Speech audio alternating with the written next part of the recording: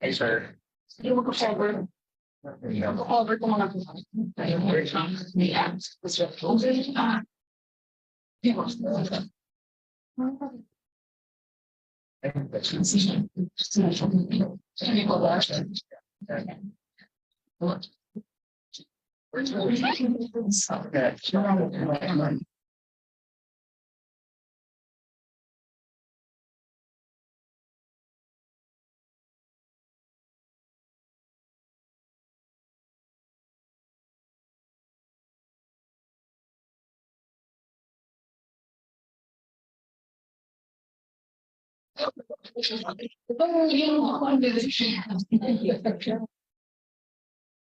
parang filing squad.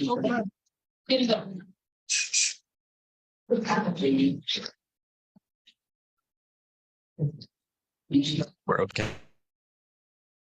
Friends from media, thank you for joining us, even on the short notice that we gave you.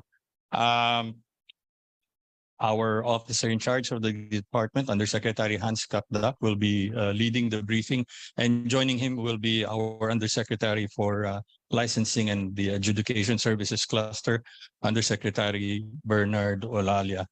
Good afternoon, gentlemen.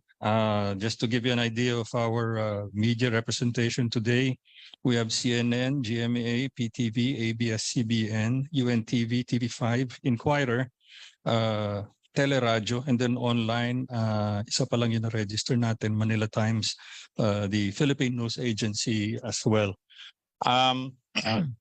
We'll start out maybe with an opening statement from our officer in charge, and then from there, we'll just take on questions already from our media. Also, guys, hopefully we can keep it brief and short. Our OIC and Yusek Bernard are due to for a meeting in Malacanang at 3 o'clock. So go ahead, OIC Hans, sir. Yes, magandang hapon po sa inyong lahat. Sisimulan ko with pagbasa ng pahayag, official na pahayag that we posted anyway sa DMW webpage. Lubos na pakikiramay mula sa DMW, ang tahanan ng OFW, sa mga pamilya at mahal sa buhay ng ating dalawang kababayan na naiulat na nasawi sa kasalukuyang kaguluhan sa Israel at Gaza. Kami sa DMW ay nakikipagtulungan sa lahat ng sangay ng pamahalaan, kabilang ang Department of Foreign Affairs, ang mga embahada natin sa Tel Aviv, Israel at Amman, Jordan, kasama ang Overseas Workers Welfare Administration na agarang maiuwi ang mga labi ng ating nasawing kababayan. Handa rin ang inyong tahanan ng OFW na tulungan ang mga naiwang kamag-anak sa pagproseso at pagtanggap ng anumang tulong at benepisyo na nararapat sa kanila.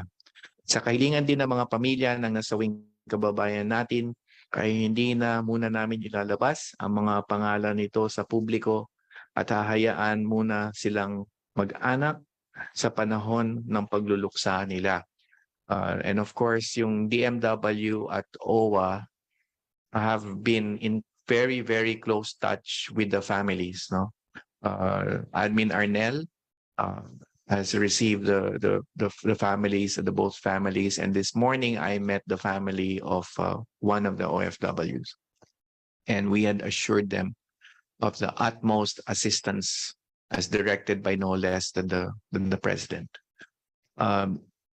Maybe just a couple of more updates from our side. As you know, the 1348 hotline is still in full force and effect. It's still available. And yung ating WhatsApp and Viber numbers, nakapost naman po yun sa ating website. And nagtutulungan naman po kami, dito rin si Yusek Bernard, tulong-tulong po kami dito sa DMW sa pagman ng mga stations ng aming Task Force Israel 24/7 para tumugon sa mga nangangailangan ng tulong.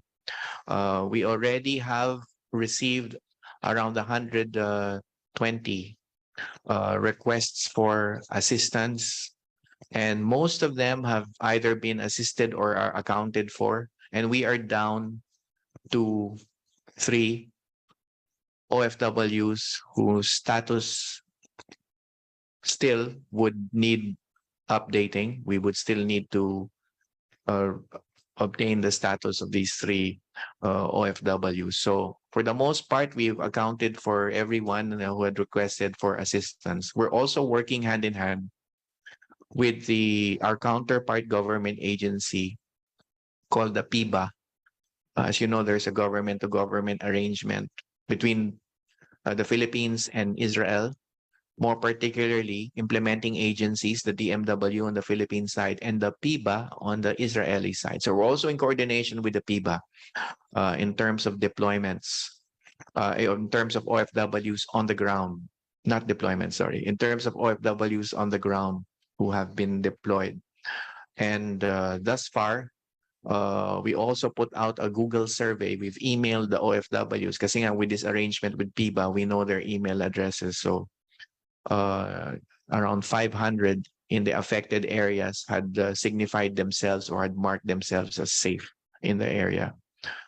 And our labor attaché and welfare officer had done the rounds. They visited the OFW and hospital the other day whose right arm was grazed by a bullet. Okay na siya, he's out of harm's way. Hindi life-threatening yung injury. Siya ay inilikas na from a hospital in Beersheba and now he's in Tel Aviv, about 1 hour 20 minutes away. In Tel Aviv na siya. Yun namang na smoke inhalation out of hospital and now also in a hotel in Tel Aviv. Now, some of our OFWs who had required help on the ground kasi sinangguni din natin sila sa Israeli Defense Forces. There's a part of the area in the southern region that is a no-enter zone because the Israeli Defense Forces are there. That's nearing the Gaza border. Hindi makapasok ang tao natin. But nasagip ng Israeli Defense Forces at dinadala to safer ground. At yung safer ground na yon, hindi ko tutukuyin yung lugar, syempre, ay nandoon yung mga nasagip at yun ang pinupuntahan ng labor attachés at welfare officers natin doing the rounds. And nagbibigay ng ayuda, assistance, including psychosocial assistance. And so patuloy lang po itong effort na ito. Meron ding mga certain areas na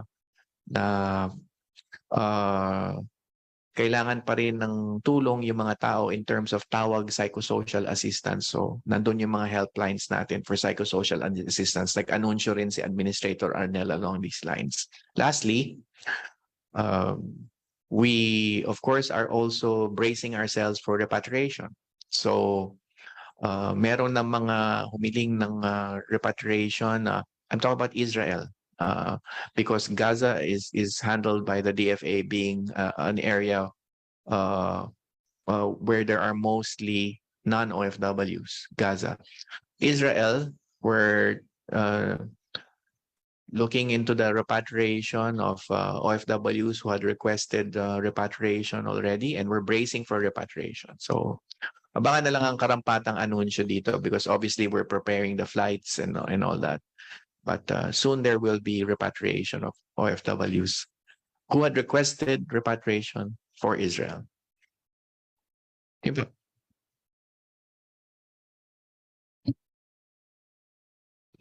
Thank you, OIC Hans. Let's start with the Q&A. Yeah, Zen. Repats sa Israel. Kasi initially we were told hindi sila interesado pa, ayos pa naman ang trabaho. Ano yung circumstances? Bakit nag-decide pa? So far, 22 OFWs, 19 caregivers, and 3 hotel workers. In general, obviously, we had been advising them to if they are on safe ground, we had been advising them also on labor concerns, on matters involving their labor situation with their respective employers. So, for the most part, yung marirepatriate shall have already accomplished their contract, finished their contract, or at least had a good understanding and agreement with their employers. Para hindi hindi should I say adverse ang break ng employment para may babalikan pag humupa ang sitwasyon. So we'll be mindful of that part also. But primordially it's about safety and security, di ba? So we also basically we want to repatriate them for their own safety. So sarili po nilang desisyon na? Or are we encouraging them to take advantage na rin of this repat effort? Well, it's more of maybe somewhere in the middle, di ba? Kasi hindi pa naman, walang alert level pa na voluntary repatriation ang itinaas ngayon sa Gaza, di ba? So walang alert level in Israel that will trigger the voluntary repatriation process. So I would say it's a little bit of both, making ourselves available to our people, our services available to people. This was a specific instruction of the president to give them the assurance that we're here to provide services such as repatriation. And then on the other hand, voluntary, kusang loob din ng mga workers. And as I said, we'll even take the extra step of also making sure na harmonious yung relations ng worker and employer, bearing in mind yung safety rin ng ating worker. Last na lang po, are they in areas near the problematic regions? They're in the affected areas. They're inside. Sir, Toby. Go ahead, JP from GMA. Oh, I see, Yusek Bernard, incidentally, we're streaming live over the FB page of the MW. Feel free to ask Yusek Bernard questions. Good afternoon po, sir. JP. Opo. Sir, Sir Hans, have you received any at this moment any confirmation from our colleagues, officials sa Philippine Embassy kung yung pang-apat na babae na kababayan natin na sinuri po yung DNA, nag-negative po ba or nag-positive yung pagsusuri sa kanya kung siya po ba ay in fact Filipino, or are you still waiting for that? Yeah, well, no confirmation along those lines, no, and we are still coordinating with the Philippine Embassy in Tel Aviv on this matter. Ganun na lang muna siguro, JP. Can we just confirm out the figures that we got from the DFA also? So tama po, at the moment we have unaccounted for remains 3, tama po ba? Yes. 3, and we have unfortunate Unaccounted for na tao. na tao is 3. Unfortunately, we have 2 Filipino casualties, yung nga yung tinawagan na yung pamilya ni Pangulo. And then we have 1 na hindi pa sure, tama po, kung ano po yung nationality. Tama po ba? I'll just stick with the 2 that we have so far. It's hard to talk about yung part na hindi confirmed ba nationality, di ba? It's hard to. It might just cause worry with the families here left behind. No? Additional worry. Opo. So kapag sinabi pong 3 unaccounted for, 3 Pilipino yung hinahanap at hindi pa nakikita na lolocate hanggang ngayon. Yes, yes. Yun lang. Wala na ibang tumawag na bago na hindi rin nila makontak yung ano nila. So 3 lang po. 3. Yes. At this stage, yes. May nadagdag kasi kahapon na 96 and I think it stands at 120 today. So may nadagdagan naman pero na-account for sila. Eventually nahahanap, natatawagan, nakakamusta. Okay. Wala kayong participation dun sa possible repatriation sa Gaza po, ano? Kasi more of hindi sila, karamihan sa kanila hindi OFWs, no? Sir? Yes. So we just seek guidance and of course when the DFA repatriation process commences, may team naman tayo sa PE Jordan who will stand to help, of course. We'll be part of the team. But the lead sa repatriation there would be the DFA. Ano pong gustong sabihin ng DMW dun sa, kasi pinupuri or our kababayan is being praised now for her heroism.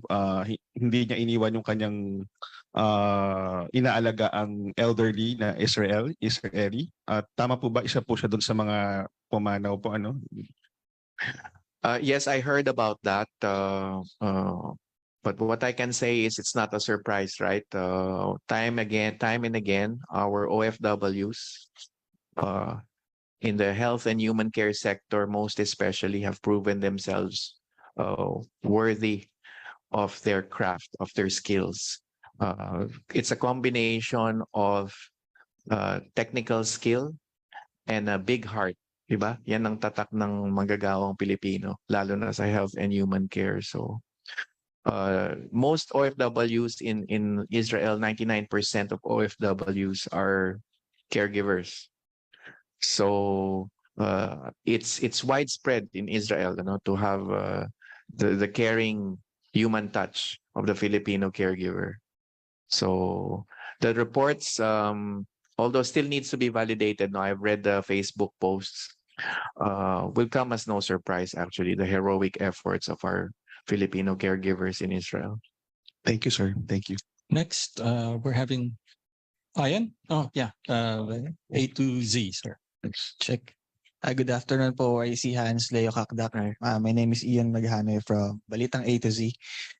OIC, we understand that this is a difficult situation for Israel and our OFWs, pero may naka-impose din po kasi na travel restrictions sa bansa na ito. Siguro, ano po ba yung mga hamon na kinakaharap ng DMW in coordination with the government of Israel para po ma-safeguard yung mga OFWs po natin doon, and at the same time masiguro rin na nasa loob sila ng bomb Yes. shelter. Thank Yes, you po. well, actually, teka, ano ba yung tanong mo? Yung deployment or yung nasa bomb shelter? Siguro first question ko po about doon sa siguro sa deployment na lang po Okay, muna. okay. Yes, I was about to answer that point. Yesterday, Admin Arnel and I conferred, and he called my attention to a group of OFWs headed for Israel who were stranded somewhere in the Middle East. So we resolved to help them. So we've covered the number of OFWs who are stranded somewhere because their flights to Israel have been canceled for obvious reasons. Ben Gurion International Airport is not open right now. Of course, it's operational, but I was told that the operations are limited. No, they don't allow all flights to enter. So, in this scenario, Admin Arnel and I agreed, the MW OWA, to provide assistance. Yung ating action fund will be mobilized to assist those who have been stranded due to the current situation, even those who are still here. Yung may mga OECs na, yung may mga approved contracts and visas, tutulungan po natin silang lahat. Bibigyan na, as we've done before, no? Naalala niyo si Sec Toots nag-utos doon sa mga na-stranded na hindi nakaalis for another Middle East country. So we will do the same here. It's one of the Sec Toots legacies, I must say.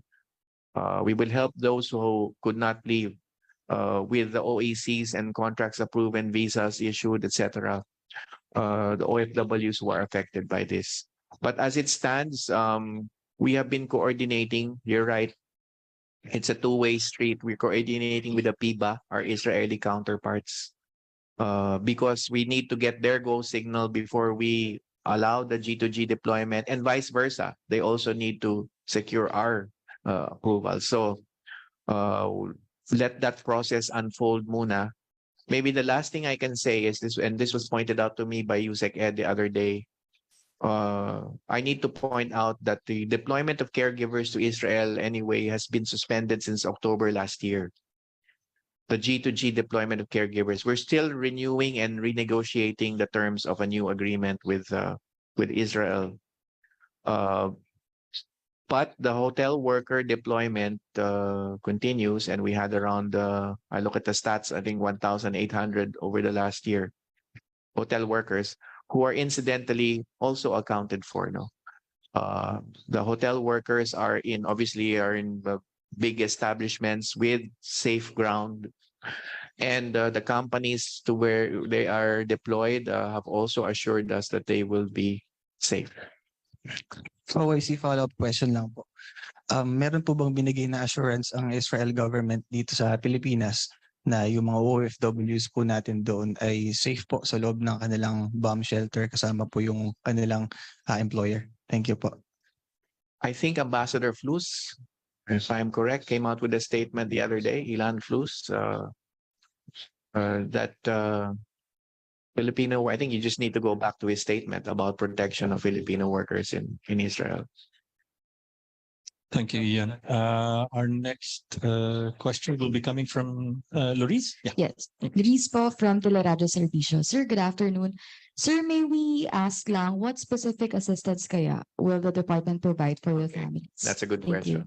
question. We again, Admin Ernel and I conferred, and we also have to thank SecToots kasi si SecToots ang nag-establish ng president dun sa Sudan conflict kung naalala nyo. So we have our financial assistance co-sharing with one counterpart assistance measure from DMW, and then OWA financial assistance, and we will also be mindful of the children.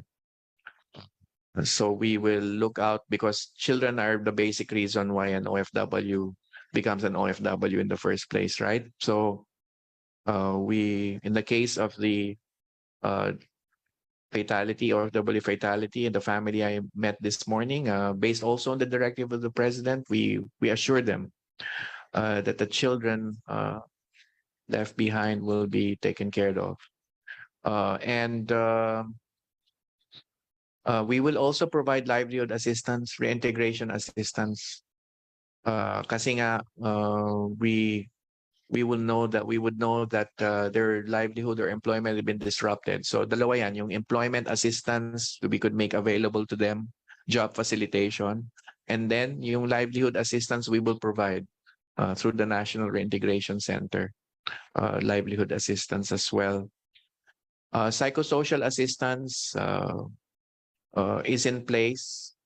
And we had a meeting with our fellow undersecretaries kanina, and we paid attention to this, no, na paigtingin palalo yung psychosocial assistance, no, ng mga kailangan ng tulong. May OWA hotline, di ba? Admin Arnel released his psychosocial assistance hotline, but just as relevant is when they arrive, we will further provide psychosocial assistance to help them move on, to transition into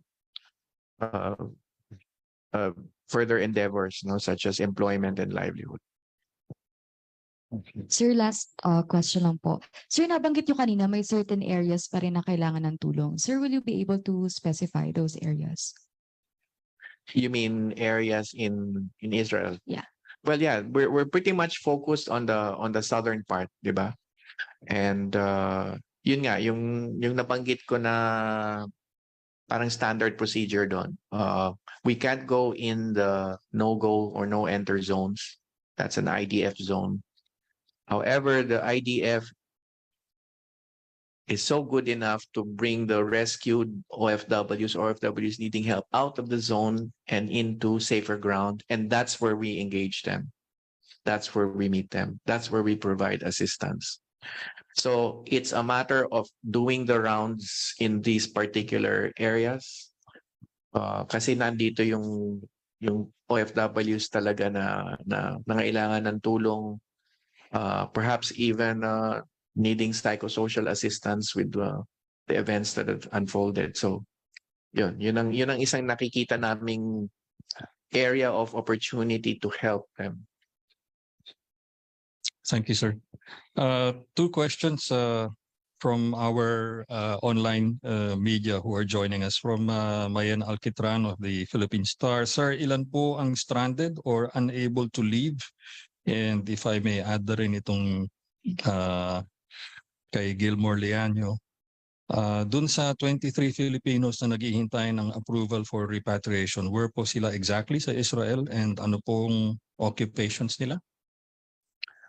Okay, yung first question, Got it yung hindi wrong. nakaalis, no? Sino yung nagtanong? Ilan po yung stranded? Si Mayan. Si Mayan po. Opo. Ilan Okay. po ang stranded or unable to leave? Yeah. Okay. Wala pa akong bilang sa ngayon, but as I mentioned, yung caregivers naman ay hindi ngayon, ano? Wala tayong deployment of caregivers, new hires. So, nandun sa area ng hotel workers. But as I said, ang isang advantage ng G2G agreement is synchronized yung coordination.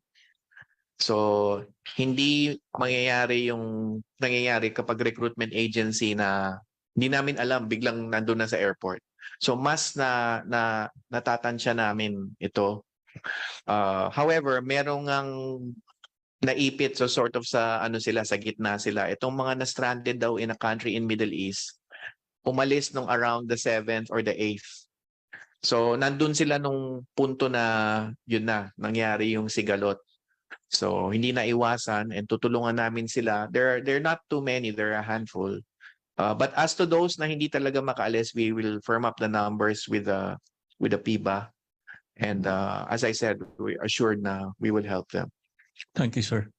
Well, hold on. Three last questions because I know that you have an appointment. From Gilmore Leaño, yung nabanggit ko nga po kanina regarding dun sa 23 ang sinabi niya pero 22, no? Okay. Na Yeah, Filipinos na 22. naghihintay ng approval of 22. repatriation. Where sila sa Israel exactly? Do we have an idea of their occupations? Yeah, they, And, yeah. they come from the affected areas in the southern part and caregivers. Sorry, 19 caregivers, 3 hotel workers. Okay. And then meron po ba silang ibang aid na inaasahan sa ahensya? Sa And kanilang counting, pag-uwi? no? By the way, and counting. It won't stop at 22, obviously. Kasi open naman yung ating lines, no? Helplines. Thank you, sir. Ryan? Sige, Zen. Sa Philippines, doon sa no-enter zone, we're still needing rescue. Sa ngayon, yung ating it really boils down to the 3 who still require pending status. But having said that, we're monitoring it every day, Zen. Hindi lang ako makapagbigay ng exact figure kung ilan sila doon sa no enter zone. But rest assured, we're monitoring the situation together with the IDF. Kasi ang mensahe naman that we are getting from the Israeli side as long as the precautions are observed, then they'll be out of harm's way. So that means indoors and then yung the respective shelters kapag kinakailangan bumaba dun sa respective shelters. Thank you. Specific requests po ba sila and how do we plan to give it to them? Well, actually, I've mentioned already the request, which is essentially to help the children. So, and the families left behind. So, sinabi naman namin sa kanila na yung minahal ng OFW na nasawi, yun na naman ang kakalingain natin sa DMW, which is essentially the family, right? The children and the spouse or the family.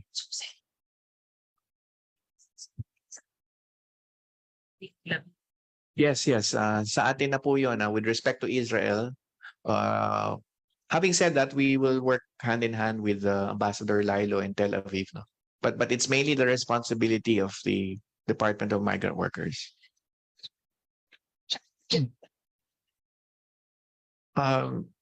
Might be at this stage kasi yun nga, with what's going on. But it's been done before, right? Nung pandemic sa Saudi, we had a mass repatriation of remains. So kakayanin naman yun. Maybe we're just at a stage na medyo we still need to get the proper clearances from the Israeli authorities.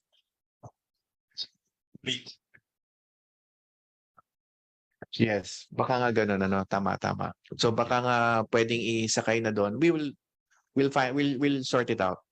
The clearance, the paperwork and the flights available, yeah, we'll sort it out. Ryan, TV5. Okay. Magandang hapon po, sir. I-pop up just for clarification po, no? Yung alert level 3 na nilabas ng TFA, what does that mean? Saan ang sakop nito? Yeah, it's in Gaza. That's the voluntary repatriation phase. Diba yung first is precautionary, 2 is restriction, 3rd is voluntary repatriation. So this is the voluntary repatriation phase. The most grave alert level is 4. So we have not reached that point in the Gaza Strip, but it's alert level 3, voluntary repatriation. So far, sir, have we heard any information on whether may regular flights pa para in We preparation. need to secure that information from our colleagues at the Thank you. Sorry. Gaza. Who has the remains po of our kababayans? Israeli government naman. Right now, you mean the remains of the two fatalities? Sorry. Of the two fatalities. Yes, of course, we're working hand in hand with the Israeli government with respect to the remains at this stage, the care of the remains, and until they are ready to go home. Well, they are in a facility, no? But I'm just not sure then kung the facility is owned by the Israeli government. That's the technical part that I don't know about. But rest assured, both sides, the Israeli government and the Philippine side, are monitoring or are looking over, overseeing the care of the remains. Thank you, sir. Pahabol na lang talaga, sir. Last two. Sam Medanilla, kung kailan ang expected repatriation ng remains? And then from Maritz Muahe ng PNA, may children ba na nakasama sa mga na-rescue at kung ilan? Wala akong information about children who have been rescued.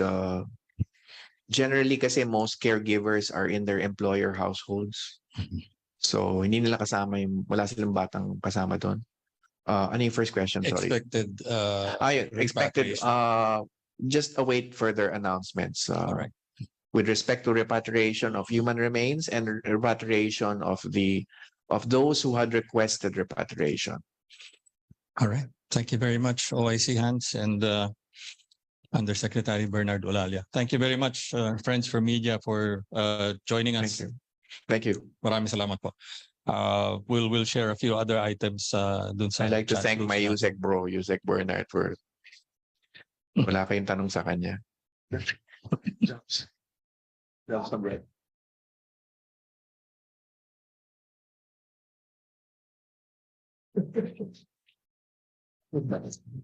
Thank you. Thank you.